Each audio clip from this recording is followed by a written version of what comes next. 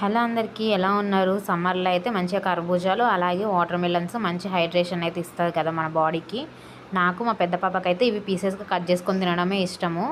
మనం ఇవి కర్బూజాలు కొంచెం ఫ్రిడ్జ్లో పెట్టుకొని కట్ చేసుకొని తింటే చాలా బాగుంటుంది. టేస్ట్ కానీ కమ్మదనం కానీ ఒక్క కర్బూజా మొత్తం తినేస్తే చాలు, కడుపు నిండిపోతుంది మనకి.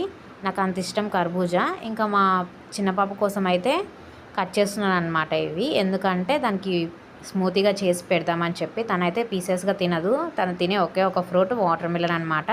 అది కూడా ఎప్పుడో ఒకసారి.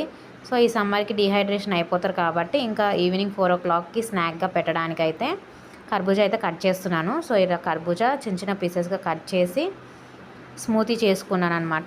టేస్ట్ కోసం కొంచెం షుగర్ యాడ్ చేశాను.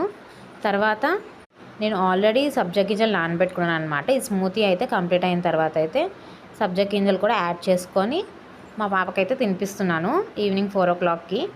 సో కొంచెం చలవ చేస్తుంది కదా, చల్లగా ఉంటుంది కడుపులో, వాళ్ళకు కూడా హాయిగా అనిపిస్తుంది అని చెప్పి ఇలా అయితే ఈ మధ్య స్నాక్ అయితే ప్రిపేర్ చేస్తున్నాను మా చిన్న పాప కోసము. మీకు నచ్చితే వీడియోకి చిన్న లైక్ ఇచ్చి ఛానల్ అయితే సబ్స్క్రైబ్ చేసుకోండి. Bye bye.